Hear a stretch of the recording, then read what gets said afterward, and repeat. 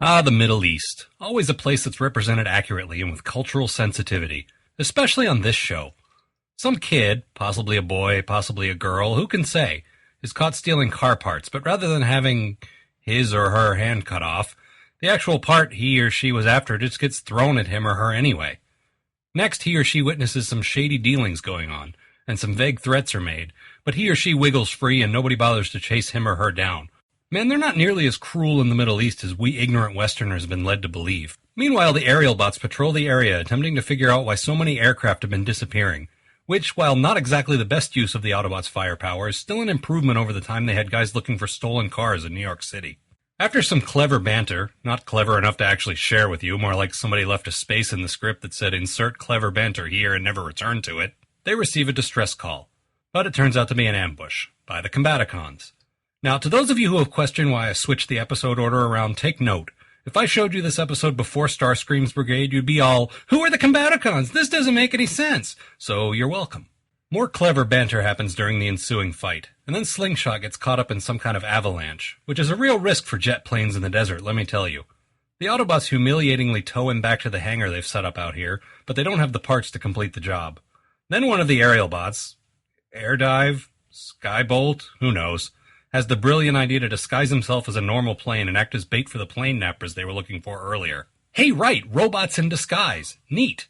Since Slingshot is even more useless than usual, he decides to join him. Note to commenters, I don't actually care which aerial bot is which. Silverbolt and Slingshot are the only ones with actual personalities, so they're the only ones I bothered learning the names of. I do appreciate it when you try to set me straight on these things, but you're wasting your keystrokes. Unless they do something even vaguely unique to set themselves apart from the others, I'm just not going to remember which one is Firecrotch and which one is Panty Raid. So the plane nappers show up and dismantle Slingshot and what's-his-name. Now this is actually pretty cool. I always enjoy it when a Transformer gets dismantled. They're loaded into laundry trucks and brought to the car garage? So they're stealing military jets to use in cars. Unless you have one of those cool rocket cars, that's a pretty stupid idea. Oh, and look, it's our androgynous friend. He or she chases down the evil laundry trucks and discovers the talking aerial bot parts. Oh god, we're just going to play out some variation of Trax and Raoul now, aren't we? The human calls himself? Huh, alright, Hassan, and offers to help the aerial bot torsos track down whoever's behind all this. A quick scene change later and we find out who that is. I'll give you a hint. It rhymes with Legatron. Apparently he's not building cars at all, but a drone air force of some kind. But the real reason he's there clearly is to find weapons of mass destruction. And we all know what that's code for. You may have deposed Prince Jamal and made his palace available to us, but only when the Middle East oil fields are ours will you receive your reward. Timely reference, huh? Blastoff takes a look at the Aerialbot segment, which conveniently is missing its Autobot insignia, and dismisses it as useless junk.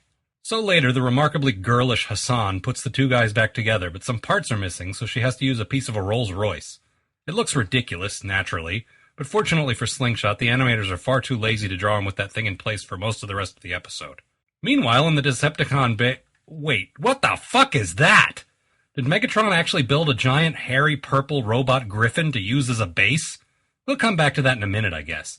Meanwhile, another fight happens. The drone jets assist the Decepticons, and once again we find ourselves in a loophole in which things can be blown up without having to worry about robots being killed or humans parachuting out. I'll give the writers credit for one thing. They were really good at coming up with reasons to blow stuff up without breaking the rules about showing fragile child minds actual death or injury. However, they still suck at dialogue. Much like the previous fight, this one is rife with filler.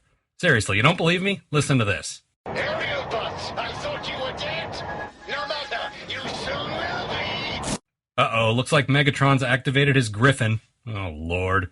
This may be the stupidest weapon he's ever come up with. And really, any of you who have been with me since week 1 know that's a pretty bold statement.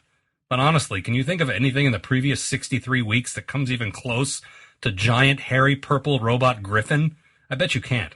It's original, though. You gotta give him that, I guess. There's a pretty cool fight between Bruticus and Superion, at least. I'm always a sucker for a good combiner battle. But even with the help of the giant, hairy, purple robot Griffin, Megatron loses somehow. And it turns out that Hassan was actually the deposed prince. And suddenly the animators wake up and remember how to draw Slingshot with his Rolls-Royce chest. Oh, great. 'Cause I really like it. Hey! So, is it time for the movie yet, or what?